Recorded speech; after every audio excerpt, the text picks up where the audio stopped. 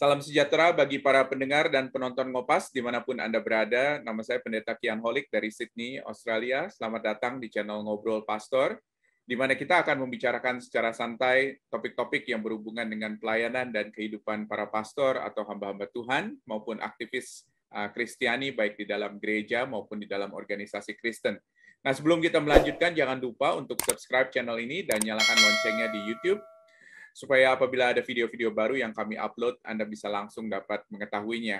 Dan janganlah lewatkan kesempatan untuk bertanya kepada narasumber di fitur pertanyaan atau komentar yang ada di bawah video Anda di YouTube. Jangan malu bertanya, dan apakah itu pertanyaan yang timbul dari diskusi kami berdua, ataupun juga pertanyaan-pertanyaan follow-up, silakan berikan komentar atau pertanyaan di bawah video ini. Kesulitan dan pergumulan manusia bukanlah dialami oleh kita saja selama 2 tahun terakhir selama pandemi, tetapi juga banyak oleh para pendahulu kita, tetapi mereka terus berjalan di dalam kesetiaan mengikuti Kristus. Apa yang bisa kita pelajari dari para bapak-bapak gereja ini di dalam hal tersebut? Kita akan mengupas hal ini di dalam Ngopas edisi ke-49 dengan judul Desert Spirituality, apa yang bisa kita pelajari. Nah, kita akan ditemani oleh Pendeta Dr. Castelia Kartika, Ketua STT Amanat Agung Jakarta. Mungkin kita berkenalan dulu dengan Ibu Castelia. Selamat datang, Bu, di Ngopas. Apa kabar? Baik, Pak. Terima kasih. Senang sekali bisa diundang di channel ini. Ya, sangat terhormat sekali, Pak.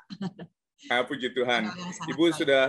Ibu sudah berapa tahun ini sekarang jadi Ketua STT Amanat Agung? Ini tahun kelima saya. Oh, puji Tuhan, cepat sekali ya waktu berlalu ya. Nah, kira-kira apa saja Bu sukacita di dalam 5 tahun terakhir ini, kalau Ibu boleh bagikan? Ya, memimpin sebuah seminari itu kan juga tidak mudah ya, karena tanggung jawabnya kan besar sekali, Pak. Artinya harus melahirkan hamba-hamba Tuhan yang baik, gitu kan, hamba-hamba Tuhan yang berkualitas, yang memiliki kerohanian baik, integritas baik, juga pengetahuan yang baik gitu. Jadi mendidik mereka ini A to Z gitu, A to Z untuk bisa bisa mengeksplor diri mereka selama studi gitu, supaya mereka betul-betul siap ketika masuk ke ladang. Memang sih tidak ada yang pernah merasa betul-betul siap gitu ya, tapi paling tidak mereka tahu gitu tantangan apa yang harus dihadapi dan bagaimana menghadapinya gitu ya. Itu sih yang cukup berat ya, mendidik calon hamba Tuhan ini. Itu satu hal. Sisi yang lain ya memang tentu kalau seminari itu kan relasi dengan gereja-gereja, relasi dengan para donatur yang mendukung jalannya STT ini gitu. Jadi saya rasa itu hal yang another challenge ya untuk bisa terus dikembangkan gitu ya. Menurut saya itu banyak hal sih yang harus dibangun, belum lagi menghadapi challenge dari pemerintah kan Pak gitu untuk melihat seminari ini ya sama seperti perguruan tinggi lainnya, sehingga seluruh dokumentasi dan dokumen-dokumen pendidikan atau penyelenggaraan pendidikan itu harus layaknya universitas pada umumnya gitu ya. Itu juga hal yang challenging sih. Wah, luar biasa. Luar biasa, Bu. Dan semuanya sekarang ada di pundak Ibu, Bu, ya. Boleh dikatakan gitu ya. Bersama dengan tim dosen yang lainnya. Bersama dengan tim dosen yang lain. Untunglah di sini ini tim dosennya hebatlah, menurut mereka bisa jadi supporting system yang bagus juga sih, Pak. Puji Tuhan, puji Tuhan. Kita akan terus berdoa khususnya untuk institusi yang sedang mempersiapkan calon-calon pemimpin Kristen di masa yang akan datang di Indonesia. Puji Tuhan. Bu, kita akan bicara mengenai masalah apa itu desert spirituality. Kelihatannya Ibu pakarnya nih kalau misalnya kepingin ditanya mengenai masalah ini. Kenapa, Bu? Boleh tahu Ibu kenapa tahu mengenai hal ini? Apakah ada hubungannya dengan studi dulu atau penelitian atau bagaimana? Silakan, Bu. Ya, jadi di studi S3 saya itu saya specialize untuk mendalami church history, Pak ya, sejarah gereja. Jadi saya mengambil jalur itu karena memang jarang juga sih teolog untuk sejarah gereja khususnya di Indonesia gitu. Nah jadi apalagi di STT Amal Agung juga sangat memerlukan church historian kan. Saya pikir basic saya S2 itu adalah biblical spirituality. Lalu kemudian karena dosen biblical ini sudah banyak Pak di biblical studies di STTAA gitu. Jadi saya pikir saya harus mengambil channel yang lain agar lengkaplah apa yang saya miliki juga untuk bisa dikontribusikan. Jadi saya S3 saya itu adalah Church History, saya ambil di Lutheran Theological Seminary di Hong Kong. Pembimbing saya itu adalah yang pernah menjadi dosen di Princeton waktu itu, jadi dia juga seorang ahli sejarah gereja. Ketertarikan saya kan ancient spirituality ya jadinya, jadi ke arah ancient spirituality. Jadi kalau masuk dalam kategori apa itu historical of thought gitu Pak, historical pemikiran gitu. Yang saya ambil adalah Origen studinya, Origen of Alexandria. Kalau pembimbing saya itu dia ahli Athanasius gitu. After Origen kan Athanasius gitu. Jadi dia sebenarnya satu abad saya lebih tua satu abad gitu daripada pembimbing saya sendiri. Jadi ya mengeksplor banyak sekali tentang saya memang mengkhususkan spiritualitasnya gitu, Origen dengan spiritual thought-nya gitu. Dan kalau bicara tentang Origen itu kan lebih banyak penelitian saya itu lebih banyak kepada mystical reading-nya dia dan prayer-nya dia gitu Pak, konsep prayer yang menggabung menjadi satu dengan mystical reading gitu. Nah, jadi ketika saya mengeksplorasi inilah kan saya tidak sedang menceritakan Origen di sini ya, tapi ini adalah latar belakang saya kenapa saya bisa menemukan banyak hal terkait dengan spiritualitas Kristen di masa lalu gitu. Nah, jadi mau tidak mau saya akan bersentuhan dengan berbagai fenomena yang muncul di abad-abad yang mendekati Origen. Origen kan abad 3, Pak. Nah, jadi waktu saya melakukan penelitian dalam disertasi saya ini, saya pergilah untuk penelitian karena di Asia ini kan kurang memang sumbernya dan saya harus under satu profesor di Lund University di Sweden waktu itu. Jadi saya stay di sana beberapa waktu dan dia membimbing saya dan dia adalah orang ahli di Paideia. Saya Paideia itu kan pendidikan di ancient time gitu. Abad keempat. Jadi saya under dia dan dia memperkenalkan saya banyak karena dia tahu saya tertarik dengan spirituality, and then dia memperkenalkan saya selain Origen ini siapa yang bisa dieksplor sebenarnya untuk mengembangkan pemikiran-pemikiran. Nah, disitulah kemudian saya menemukan satu konsep yang sangat baik, pernah ditulis oleh beberapa orang juga, walaupun ini belum sangat populer, tapi menurut saya ini bagus sekali gitu. Jadi itu yang disebut dengan desert spirituality, spiritualitas padang gurun sih Pak, spiritualitas padang gurun. Baik. Nah, sekarang mungkin kita akan bicara langsung mengenai apa itu sebetulnya desert spirituality. Kalau misalnya Ibu bisa rangkumkan mungkin di dalam waktu singkat apa itu desert spirituality, Bu? Kalau misalnya bisa. Silakan, Bu. Sebenarnya desert spirituality ini kalau lihat dari sejarahnya itu dari ini Pak ya, dari zaman ketika kekristenan di awal mula-mula itu abad pertama, abad kedua itu kan kekristenan ini kan berat benar gitu menjalankan kehidupan imannya karena sangat banyak penganiayaan dan martir berjatuhan gitu orang-orang yang mempertahankan imannya gitu. Jadi Kristen itu very hard beliefs gitulah untuk dijalani gitu. Nah, jadi tapi kemudian tiba-tiba berubah gitu, Pak. Berubah tiba-tiba itu ketika zamannya Konstantin ya yang mengeluarkan Edict of Milan di tahun 313. Nah, kalau mungkin kita ingat ya, tahun 313 itu dia mengeluarkan Edict of Milan yang mendekretkan gitu, memutuskan bahwa kekristenan itu menjadi agama negara. Itu kan satu keterbalikan yang amat sangat luar biasa gitu. Dari yang agama yang dianiaya, diuber-uber untuk orangnya dibunuh atau dibasmi gitu, menjadi agama yang diagungkan di Romawi gitu. Nah, perpindahan inilah sebenarnya yang menjadi pergumulan yang sangat hebat gitu di hati banyak orang Kristen yang militan pada waktu itu. Ya sebagian orang Kristen yang menikmati aja kan dapat fasilitas kan, dibangunkan gereja yang bagus gitu, yang arsitekturnya luar biasa. Kemudian dia juga mendapatkan fasilitas sebagai warga negara Roma gitu. Tapi di sisi yang lain mereka melihat bahwa ini buruk gitu buat keimanan Kristen gitu. Bagi sebagian orang Kristen yang protes gitu Pak terhadap situasi yang terjadi pada saat itu gitu. Nah, sehingga pada akhirnya orang-orang yang melakukan protes terhadap fasilitas dan kenyamanan hidup inilah mereka menyingkir gitu Pak ke padang gurun, mereka jual harta bendanya dan kemudian mereka mengikuti. Tapi sebenarnya untuk pergi ke padang gurun itu sebelum masa yang di Edict of Milan itu ya, setelah Edict of abad keempat itu sebenarnya sudah dimulai dari abad ketiga, cuman tidak sangat populer gitu Pak. Abad ketiga ini dimulai oleh seorang yang bernama Anthony. Ada orang menyebutnya Anthony of Egypt atau orang menyebutnya juga Anthony the Great gitu. Anthony ini adalah kemudian dia dikenal sebagai salah seorang bapak gereja gitu. Jadi dia pada tahun 270 gitu ya Pak, abad ketiga kan itu sebelum Konstantin gitu. Jadi kekristenan masih sangat berat sekali. Di umur 19 tahun dia ada di satu sanctuary gitu dan kemudian dia merenungkan firman dan dia mendapati firman yang terdapat di Markus Pak, Injil Markus 10 ayat 21 itu. Nah, dia di situ menerapkan firman ini secara literally gitu. Kalau saya bacakan ini kan tulisannya gini, hanya ada satu lagi, Yesus mengatakan kan, hanya ada satu lagi kekuranganmu, pergilah, jualah apa yang kau miliki dan berikanlah itu kepada orang miskin, maka engkau akan beroleh harta di sorga, kemudian datanglah kemari dan ikutlah aku.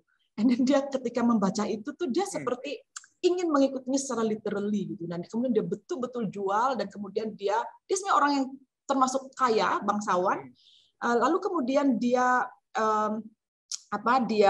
memberikan dirinya untuk maksud pelayanan kepada Tuhan itu gitu. Jadi dia menjadi miskin untuk dia bisa melakukan pelayanan ini. Nah, kemudian dia terpanggil untuk dia bekerja secara manual dan kemudian dia banyak melakukan doa dan sebagainya sampai 15 tahun kemudian dia memutuskan untuk away from the city, menjauh dari keramaian kota dan dunia ini dan dia menyingkir ke padang gurun gitu. Menyingkir ke padang gurun dan di sanalah dia dan disitulah kemudian dikenal istilah-istilah seperti eremos atau eremitik gitu kan. Itu orang-orang yang menyingkir ke gua-gua di padang gurun gitu. Tapi itu waktu itu tidak sangat banyak. Nah, sampai akhirnya kehidupan seperti ini menginspirasi orang-orang yang protes akibat Edict of Milan itu Pak gitu kepada Konstantin yang merasa bahwa kekristenan menjadi begitu glamor gitu. Gereja Tuhan menjadi begitu duniawi. Jadi mereka mengatakan sekarang ini kita tidak melawan orang yang menganiaya kita gitu. Tetapi kita melawan gereja yang duniawi gitu. Nah, jadi akhirnya mereka memutuskan untuk mengikuti jalan padang gurun ini. Maka oleh teolog modern sekarang desert spirituality ini sebuah gambaran spiritualitas yang lahir dan bahkan mengakomodir pergumulan hidup gitu Pak. Karena memang padang gurun itu adalah gambaran tentang pergumulan yang hebat lah. Barrenness gitu kan, kemandulan, kekeringan gitu, bahaya, ancaman, kematian, darkness gitu, coolness gitu kan. Itu kan semuanya ada di padang gurun gitu kan. Yang akhirnya memunculkan satu ide pemikiran how good kalau misalnya kita bisa membangun spiritualitas kita itu dengan frame gurun, padang gurun ini. Baik. Jadi terima kasih banyak Bu, itu komprehensif sekali. dan juga terutama adalah yang sangat menarik. Jadi kita bukan hanya sekedar bicara mengenai dari segi waktu, tetapi juga dari segi orang-orang tentunya siapa saja yang ikut serta dan kelihatannya periode waktunya ini cukup panjang ya kalau misalnya kita bicarakan hal ini. Kira-kira kalau Ibu bisa batasi dari tahun berapa kira-kira sampai tahun berapa desert spirituality ini mungkin sangat eksis? Yang sangat memuncak sekali itu abad 4 sih Pak. Itu emang benar-benar abadnya Konstantin sih sebenarnya. Tapi kemudian di abad kelima itu masih ada gitu. Tapi di abad kelima, abad ke-6, abad 5, 6 itu sudah mulai beralih ke monastic spirituality gitu ya, kepada monastic life gitu. Jadi bukan desert life tetapi monastic life itu dimulai oleh Pachomius gitu kan.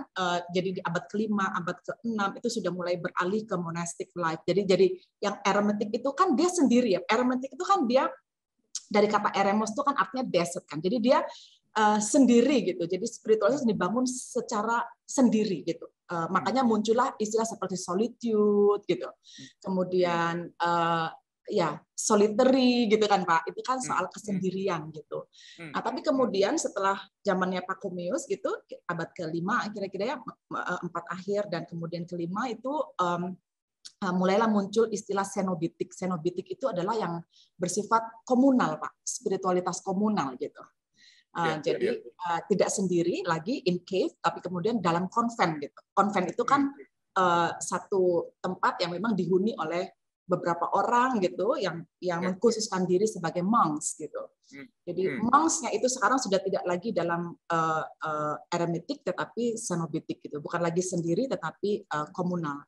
Nah, jadi kalau misalnya di time frame-nya itu ya, kalau kita hitung dari Anthony ya, kita hitung dari Anthony abad ketiga, maka 3 dan 4 itulah menurut saya sangat memuncak sekali untuk desert fathers dan desert mothers pada waktu itu. Ya. Wow, luar biasa. Kira-kira kalau misalnya kita lihat dari orang-orang yang berkecimpung atau orang-orang yang boleh dikatakan bisa diidentifikasikan sebagai desert people ini, kira-kira ciri-cirinya yang tadi Ibu sudah bicara mengenai bagaimana solitude begitu ya, dan juga bagaimana mereka itu melakukan sebuah respon sebetulnya dari apa yang mereka alami, baik itu di dalam glamour maupun juga di dalam persekusi misalnya. Kira-kira ciri-cirinya apa lagi Bu dari desert people ini boleh dikatakan ya, bukannya sekedar desert men atau women, tetapi ini semuanya gitu loh Bu. Ciri-cirinya apa saja Bu? Ya, selain itu ya mereka ini kan orang yang melakukan apa ya, misalnya mereka mau membuat dunia itu jauh gitu dari hidup mereka, sehingga mereka itu adalah orang-orang yang hidup dengan berpantang gitu loh Pak. Kalau dalam bahasa spiritualnya itu mereka itu adalah disebut sebagai ascetic gitu. Yang asceticism kan, asketis ya kita menyebutnya demikian. Jadi orang-orang yang sangat berpantang sekali gitu demi melakukan penyangkalan diri dan penyangkalan terhadap kehidupan duniawi dan kedagingan, keinginan daging gitu. Jadi misalnya mereka makan sedikit, mereka mereka tidur sedikit begitu, kemudian mereka banyak berpuasa, kemudian mereka juga memakai pakaian yang kasar gitu, kemudian mereka tidak tidur di kasur tapi mereka tidur di tempat yang keras gitu. Jadi hal-hal yang bersifat kenyamanan itu mereka singkirkan gitu. Ya, ada efek negatifnya juga. Misalnya mereka jadi sangat fanatik kan, jadi sangat fanatik sehingga pernah Pak terjadi riot gitu oleh karena mereka merasa bahwa orang-orang yang tidak seperti mereka itu adalah orang-orang duniawi yang pantas dibasmi gitu. Jadi bisa masuk kepada ekstrim yang seperti itu ya di masa lalu itu Pak, karena mereka merasa mereka adalah orang-orang yang sangat rohani gitu.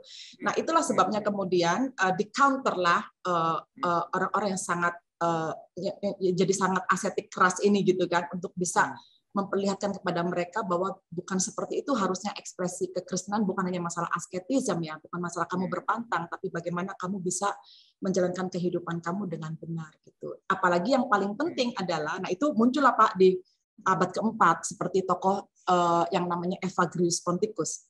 Evagrius Ponticus inilah yang kemudian mengatakan yang mempelopori, kalau Bapak pernah dengar Seven Deadly Sin ya oleh Gregory the Great ya, abad ke-6, tapi sebenarnya itu diawali sekali oleh Bapak Padang Gurun namanya Evagrius Ponticus. Dia merumuskan 8 vices gitu.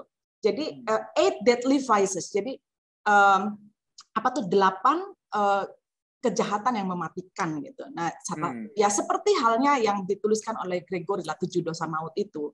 Tapi dia mengatakan bahwa gini, yang paling berat untuk dihadapi sebenarnya itu bukan masalah tubuhmu, tetapi the battle of the heart gitu. Perang di dalam hatimu sendiri gitu. Karena kamu selalu menginginkan kenikmatan, tetapi kamu tahu bahwa kamu harus menyangkal diri dan mengikut Kristus gitu. Nah, itu battle of the heart itu sometimes dan bahkan seringkali itu tidak bisa dimenangkan oleh diri kita sendiri. Nah, itu seringkali kita jadi menyerah dan akhirnya mundur dari padang gurun itu dan kembali ke dunia lagi gitu.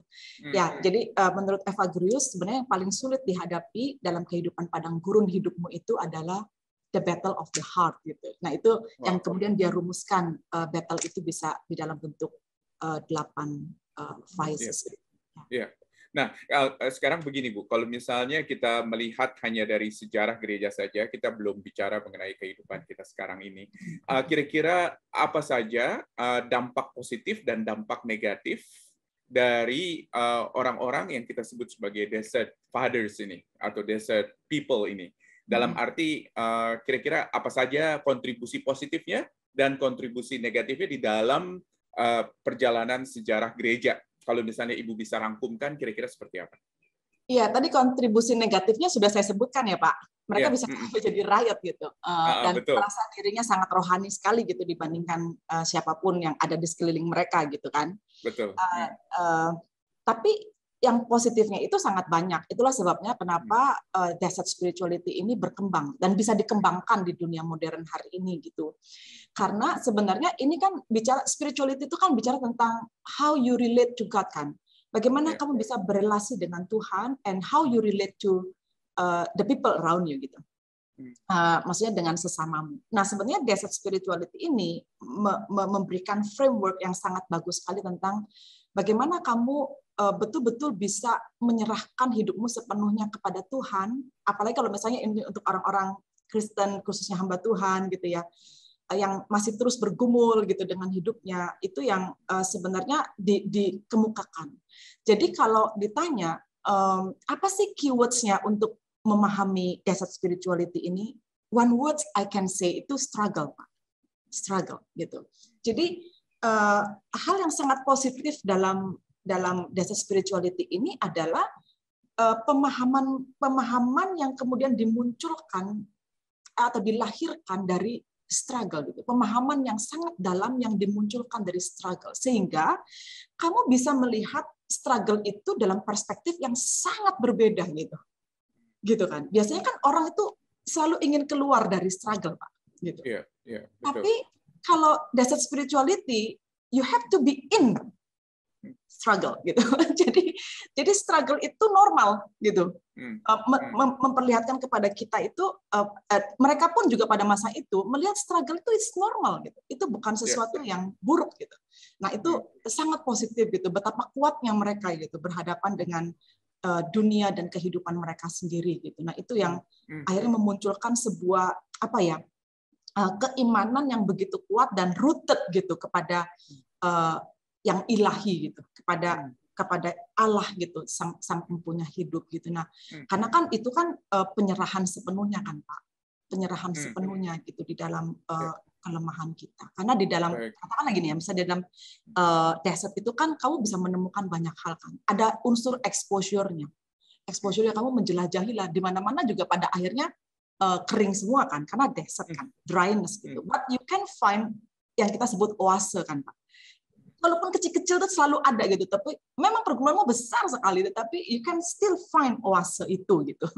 Lalu kemudian desert itu kan juga bicara tentang testing kan Pak, tentang ujian.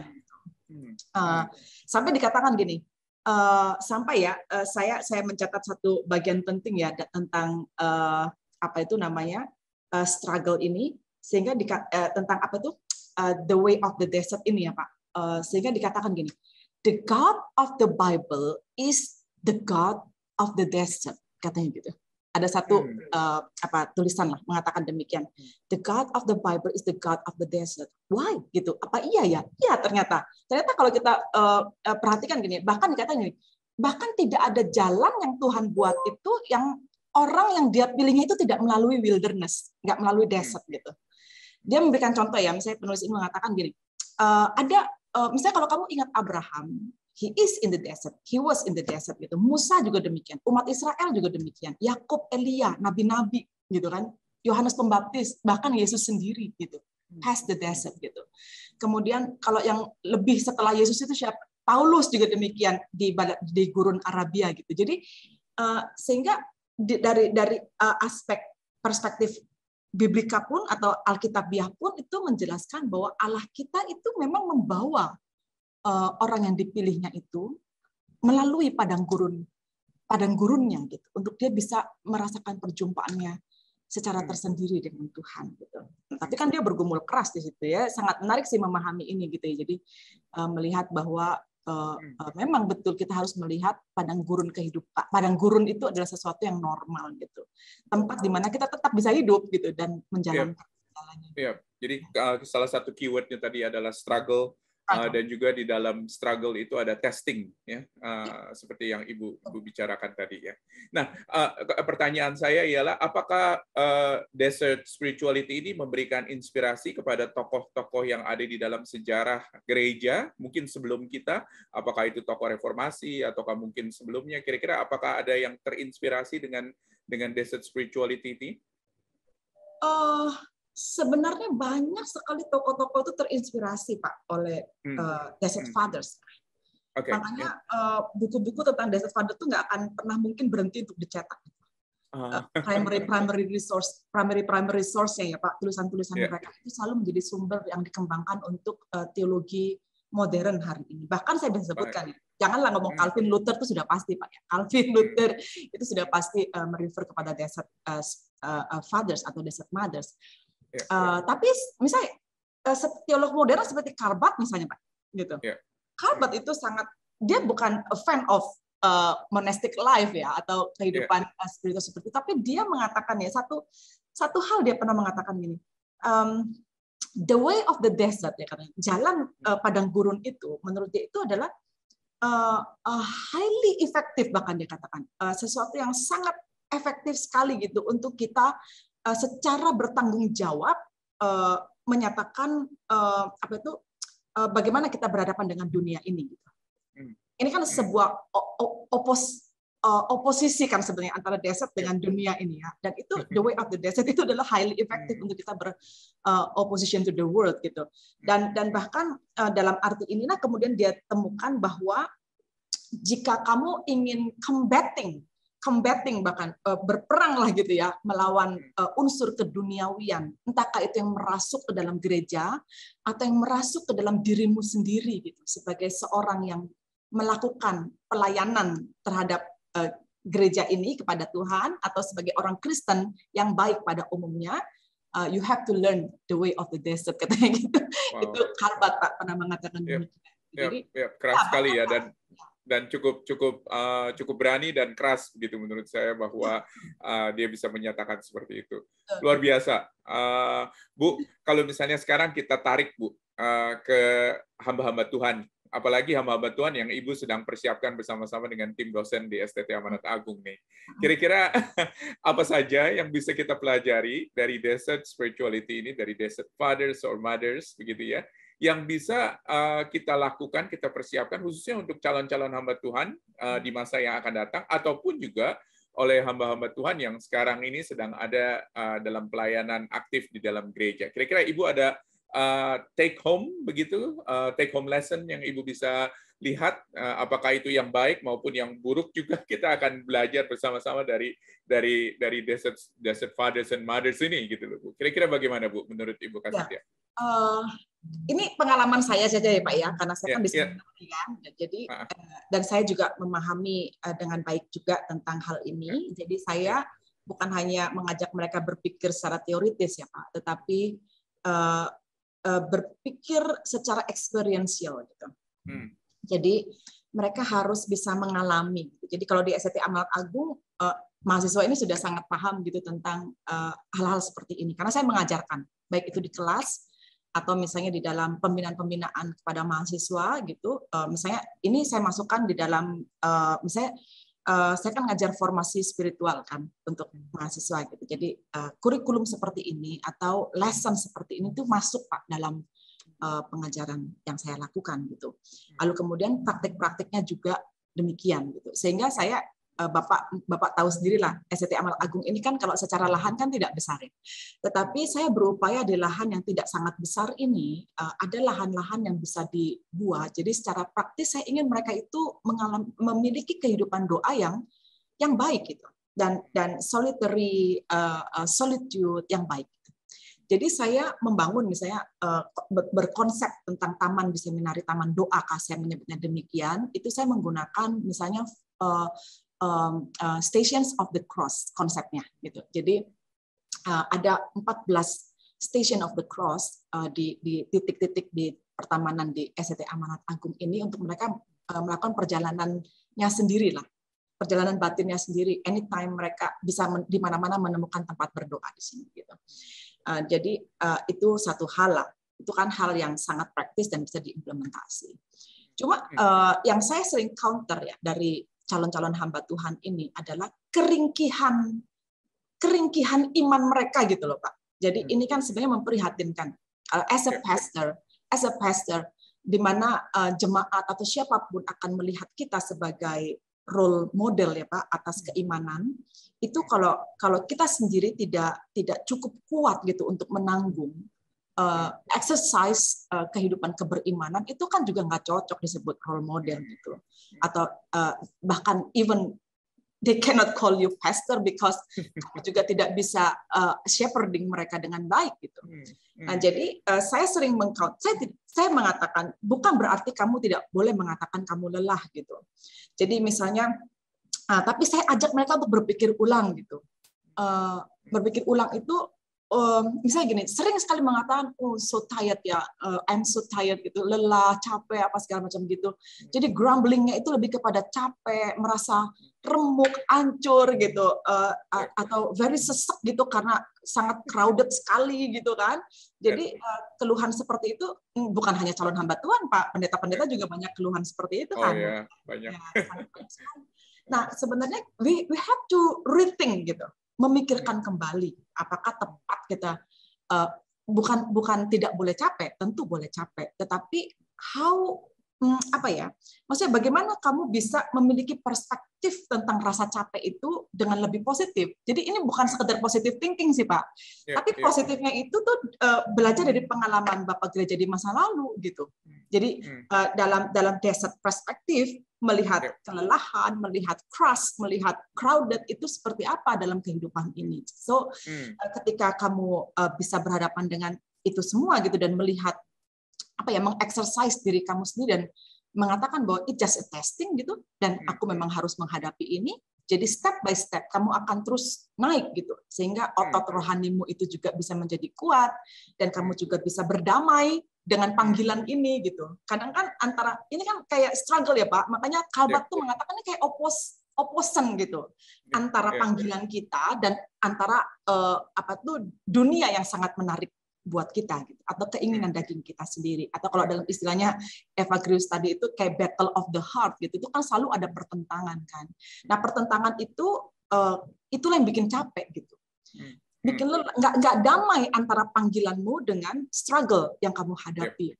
Nah itu yang sebenarnya saya mencoba untuk mempertemukan itu sih antara struggle dengan calling. Nah, tadi Ibu bicara banyak mengenai struggle.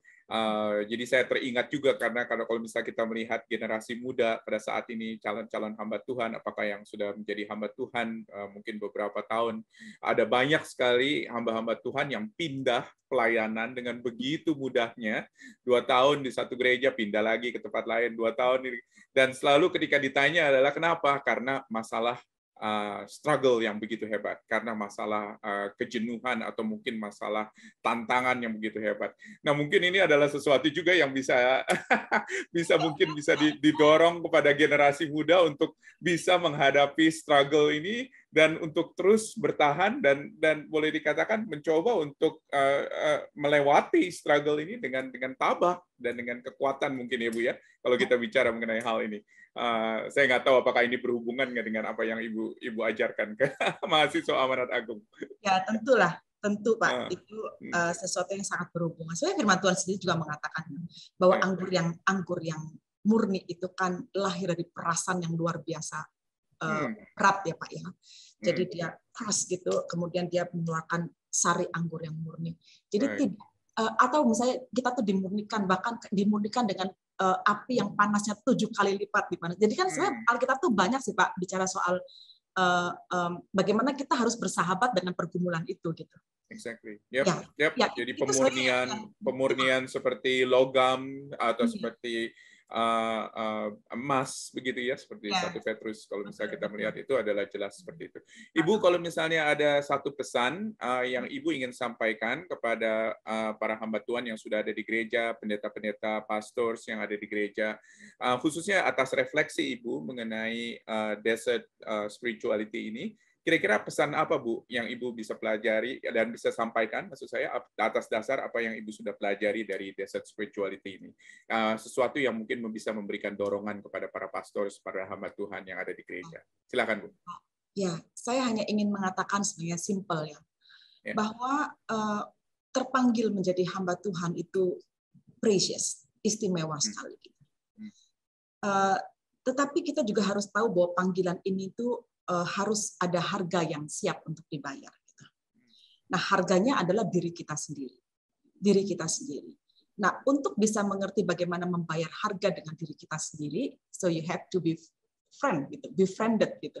Menjadi sahabat dengan seluruh pergumulan yang ada di dalam hidup ini, sehingga pada waktu menghadapinya bukan sekedar memutuskan dengan mudah untuk keluar dari pergumulan itu, karena keluar itu bukan kata kunci dalam keimanan Kristen, but you have to be in gitu, di dalam dan melalui pass through, berjalan melalui pergumulan itu, karena kamu tahu di padang gurun itu ada Tuhan yang selalu beserta dan selalu bersuara kepada kita gitu. Nah, itu yang harusnya makin kita bikin gitu ya, ada di dalam pergumulan itu, makin kita akan peka dengan suara Tuhan. Menurut saya seperti itu, karena disitulah kita mengalami kesendirian yang dalam, dan itu hanya kita bersama dengan Tuhan, dan Tuhan bersuara dan kita mendengar. Dan itulah pengalaman-pengalaman yang terjadi juga yang kita baca di dalam Alkitab. Gitu. Ya, dan tentunya di dalam masa pandemi ini, saya yakin dan percaya ada begitu banyak hamba Tuhan yang mengalami struggle, yang mengalami tantangan di dalam pelayanannya, dan mungkin banyak juga yang sudah give up atau mungkin ingin give up, begitu ya. Tetapi satu hal yang kita selalu diingatkan ialah bagaimana Allah adalah Allah yang selalu menyertai kita, menyertai orang-orang dahulu, yang sudah melalui pergumulan yang begitu berat, dan juga saya yakin dan percaya akan menyertai kita semuanya. Ya. Ya.